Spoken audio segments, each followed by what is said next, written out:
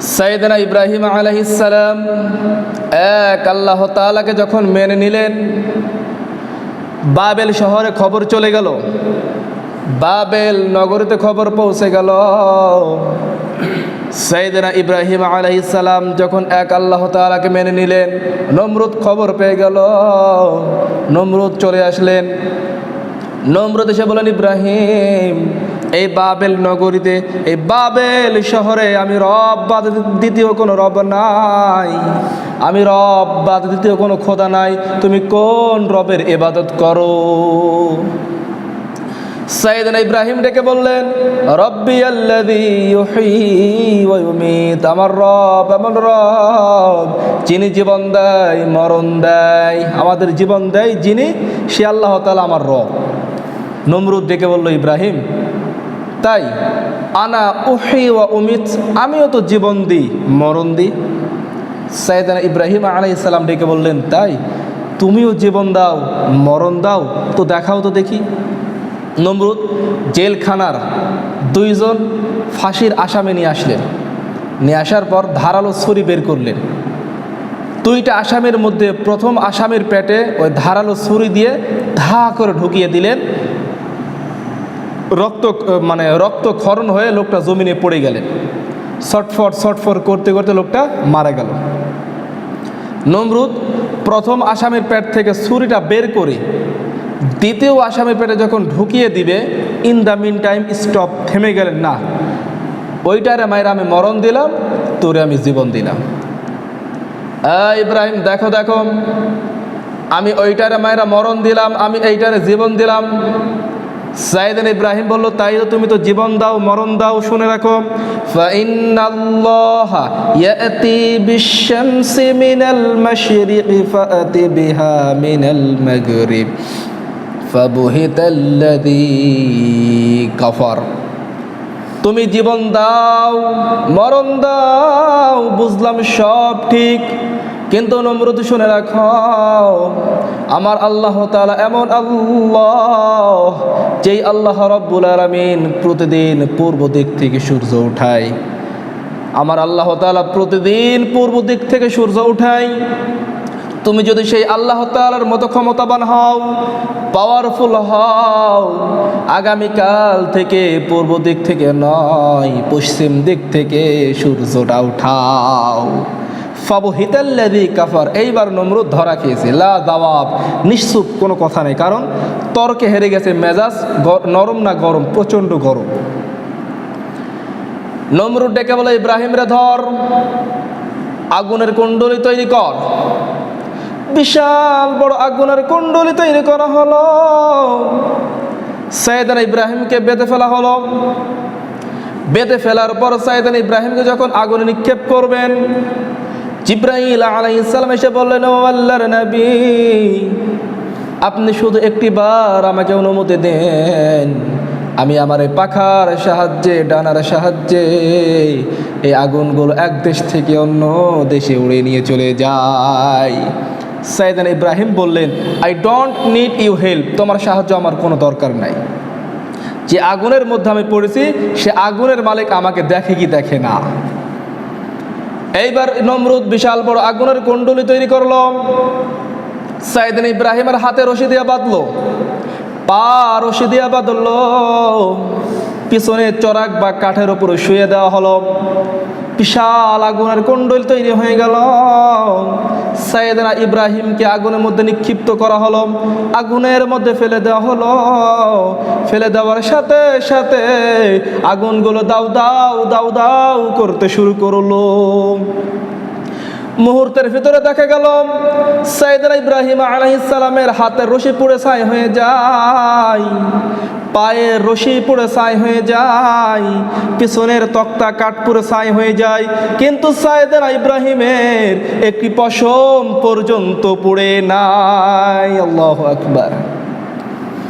আজও যদি তোমাদের মাঝে কেউ ইব্রাহিমের মতন ঈমান আনিতে পারো, অগ্নিকেও পুষ্প বলে পরিণত করিতে পারো।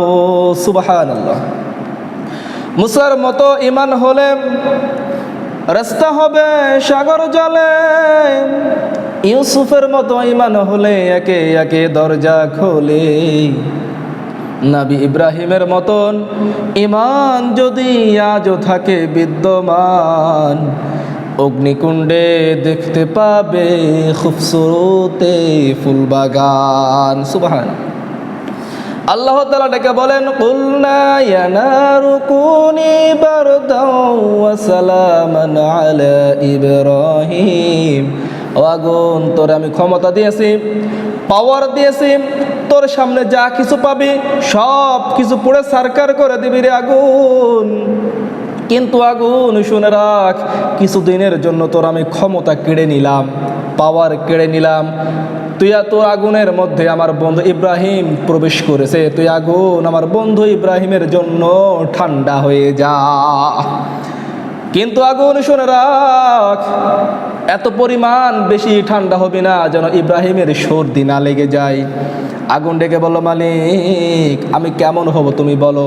আল্লাহ তাআলা ডেকে বলেন, বারদাও ওয়া সালামান আলা ইব্রাহিম। গরম নয়, ঠান্ডা নয়, নাতিশীতোষ্ণ জান্নাতের ফুল বাগিচা হয়ে যা। সাইয়েদনা ইব্রাহিম আলাইহিস সালাম আগুনের মধ্যে 40 দিন ছিলেন। শেষকালে নাতিদের সাথে গল্প বলতেন, নাতিরা আমি আমার জীবনে সবচাইতে আরামে আনন্দে ভালো ছিলাম ওই নমরুদের আগুনে 40 দিন। সুবহান। এইবার আল্লাহ তাআলা ডেকে বললেন, নমরুদ তোর টাইম ইজ আপ, অনেক বাড়া বেড়েছিস, আর সময় নাই। কিন্তু নমরুদ শুনে রাখ, আমি আল্লাহ তাআলা তোকে ইব্রাহিমকে দিয়ে মারাবো না, ফেরেশতাদেরকে দিয়ে তোকে আমি মারাবো না, জিনদেরকে দিয়ে তোকে আমি মারাবো না, তোকে আমি মারাবো ছোট্ট একটি ক্ষুদ্র ন্যাংরা মশা দিয়ে। আল্লাহ তাআলা সৈনিক ন্যাংরা মশা আসমান থেকে এসে নমরুদের নাকের ভেতর ঢুকে মস্তিষ্কে কামড়াতে শুরু করেছে। এই মশাগুলো কিন্তু আল্লাহ সৈনিক। বাউদা জুনদুম মিন জুনুদিল্লাহ, এই প্রাণীগুলো আল্লাহর সৈনিক। জলোচ্ছ্বাস আল্লাহর সৈনিক, ভূমিকম্প আল্লাহর সৈনিক, বাতাস ঝড়োচ্ছ্বাস এগুলো আল্লাহর সৈনিক। এই বাতাস যদি 90 কিলোমিটার যদি বেয়ে চলে যায় তাহলে পুরো দেশকে ছারকার হয়ে যাবে। তা এগুলো আল্লাহর সৈনিক। ওই মশাটা ঢুকে, ন্যাংরা মশা মস্তিষ্কের ভিতরে কামড়াতে শুরু করলো।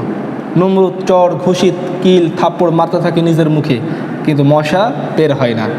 ঢুকেছে কার ওয়ার্ডারে? আল্লাহ তাআলার ওয়ার্ডারে। বের হবে আল্লাহ তাআলার ওয়ার্ডারে। নমরুদ চড় ঘুষি কিল থাপ্পড় মারে, কিন্তু মশা বের হয় না। নমরুদের লাফালাফি দেখে খাদেম খুদ্দাম চাকর চাকরান ডেকে বললো, মালিক তুমি ড্যান্স করো কেন? নমরুদ ডেকে বললো, ড্যান্স করি না রে, মস্তিষ্কের ভিতরে একটা মশা ঢুকেছে, কুটকুট করে কামড়াই, ওই যন্ত্রণা সহ্য করতে না পেরে আমি লাফালাফি করি।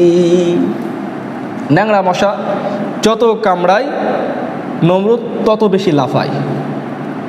চড় ঘুষি কিল থাপ্পড় মারতে মারতে মারতে মারতে মশা যখন বের হয় না, হাত মুখ সব লাল হয়ে গিয়েছে। এইবার নমরুদ ডেকে বললো, খাদেম খুদ্দাম চাকর চাকরান যারা আছে এদেরকে বললো, তোরা এবার আমারে মার। চাকর চাকরানি মনে মনে ভাবলো, সারা জীবন আমগো মাসুস, আমাদেরকে মারসোস, আজকে পাইছে সুযোগ। সবাই কিল ঘুষে থাপ্পড় মারতে লাগলো। মারতে মারতে মারতে নমরুদ বেহুশ হয়ে গেলেন। হোশ যখন ফিরলেন, ফেরার পরে বললেন, চড় ঘুষি কিল থাপ্পড় মেরে আর লাভ হবে না, এবার তোরা আমারে জুতা মার। কি মার? তোরা এবার আমারে জুতা মার। আমরা পড়ি প্লাস্টিকের জুতা, চামড়ার জুতা, তারা পরতো খড়মের জুতা, মানে কাঠ দিয়ে তৈরি করা জুতা। সবাই ওই কাঠের জুতা হাতে নিয়েছে। নেওয়ার পরে নমরুদকে পিটানো শুরু করছে। নমরুদকে মারতে মারতে মারতে মারতে নমরুদের মাথা ফেটে রক্তাক্ত হয়ে গেল। নমরুদ জমিনে পড়ে গেলেন। রক্তক্ষরণ হতে হতে নমরুদ যখন মারা গেলেন, দুনিয়া থেকে শেষ, তখন আল্লাহর বাহিনী, আল্লাহর সৈনিক ন্যাংরা মশা মস্তিষ্ক থেকে বের হয়ে, নাকের ভিতর থেকে বের হয়ে শূন্যে উড়াল দিয়েছে। আল্লাহু আকবার।